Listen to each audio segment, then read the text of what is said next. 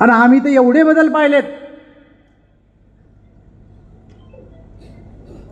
की त्या बदलाचा तुम्ही कल्पना करू शकत नाही. मला आठवतं की जनता पार्टी होती, मी जनता पार्टीमध्ये होतो. नागरधारी शेतकरी आमचं चिन्ह होतं. 77ला भारतीय जनता पार्टी जिंकली, जनसंघ त्यात विलीन झाला आणि सरकार आपलं आल्याच्या नंतर आपल्यामध्ये काही वाद सुरू झाले दुहेरी सदस्यत्वावरून. समाजवादी आणि अन्य राजकीय पक्ष म्हणायला लागले जनसंघाच्या मंडळींनी कोणतंही एकच सदस्यत्व स्वीकारावं, संघात जाऊ नये, आणि संघात जात असेल तर जनता पार्टीत राहू नये. अशा प्रकारचा वाद त्या काळामध्ये सुरू झाला. काही दिवस सहन केलं आणि अटल बिहारी वाजपेयी, मुरली मनोहर जोशी, आडवाणीजी ही ज्येष्ठ मंडळी एक दिवस बसली आणि त्यांनी विचार केला की भांडल्यापेक्षा आपण वेगळं झालेलं बरं. आणि 1980 साली जनता पार्टीतून भारतीय जनता पार्टी वेगळी झाली. आणि वेगळी होताना काय सांगितलं, आम्ही तुमच्या पक्षातून बाजूला जातो, पण तुमच्या कार्यालयावर आम्ही अधिकार दाखवणार नाही, तुमच्या झेंड्यावर आम्ही अधिकार दाखवणार नाही, तुमच्या चिन्हावर आम्ही अधिकार दाखवणार नाही. आम्ही आमचं वेगळं होतो.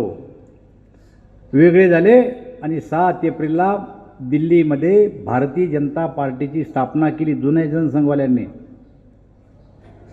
आणि मुंबईला पहिलं अधिवेशन झालं रेक्लेमेक्स मैदानला. मी त्या अधिवेशनातला कार्यकर्ता आहे. पहिलं अधिवेशन झालं रेक्लेमेक्स मैदानला मुंबईला, बांद्र्याला. आणि त्या अधिवेशनामध्ये अटल बिहारी वाजपेयीची पहिले अध्यक्ष म्हणून नियुक्ती झाली. 1 लाख जन समुदाय त्या काळात बिना गाडी घोड्याचा देशभरातून आला होता. आणि अटलजींना समारोपाच्या भाषणात सांगितलं होतं कि हम अंधेरे गुफाओं में जा रहे हैं, हमें नहीं पता कि आगे क्या होने वाला है. आम्हाला माहीत नाही काय होईल, तर आम्ही स्वीकारलंय आता बाजूला जायचं. आणि समुद्र होता समोर. त्यांनी सांगितलं, समुद्राला साक्ष ठेवून सांगतो कि सूरज निकलेगा, अंधेरा छेटेगा और कमल खिलेगा. ही घोषणा त्या अधिवेशनात केली. असं म्हणल्याच्या नंतर तुमच्यासारखा जनसमुदाय होता, खालून आवाज आला की प्रधानमंत्री की अगली बारी अटल बिहारी, अटल बिहारी.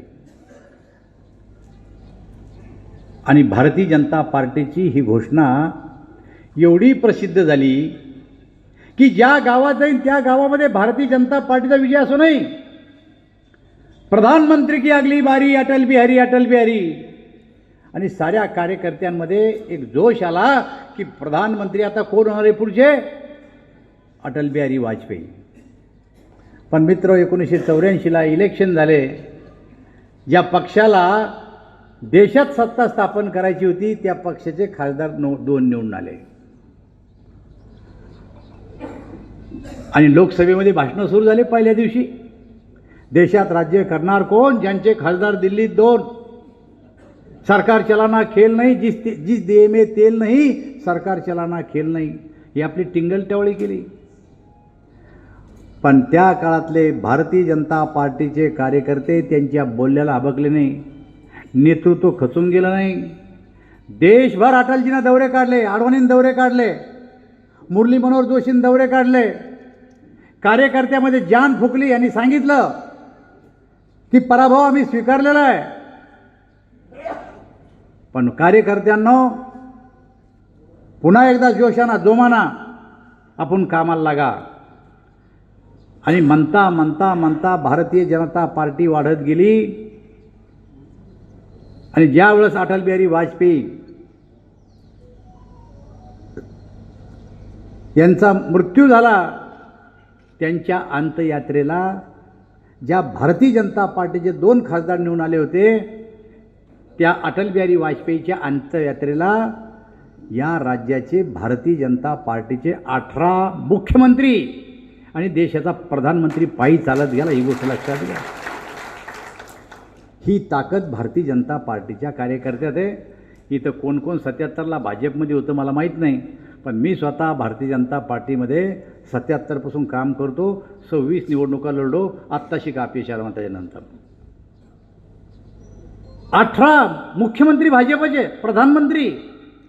आणि आज जर विचार केला तर या देशामध्ये सगळ्यात मोठी पार्टी कोणती तर भारतीय जनता पार्टी आहे. सगळ्यात जास्त खासदार कोणते? भाजपचे. सगळ्यात जास्त आमदार कोणते? भाजपचे.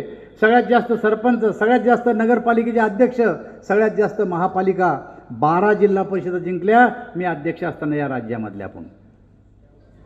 आणि सगळ्यात जास्त सदस्य संख्या असलेली पार्टी कोणती असन तर ती भारतीय जनता पार्टी आहे.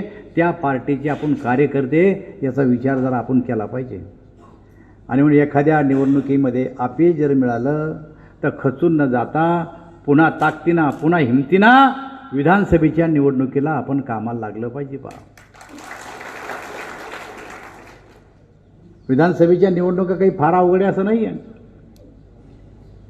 कार्यकर्त्यामध्ये जान आली पाहिजे, कार्यकर्त्यामध्ये जोश आला पाहिजे.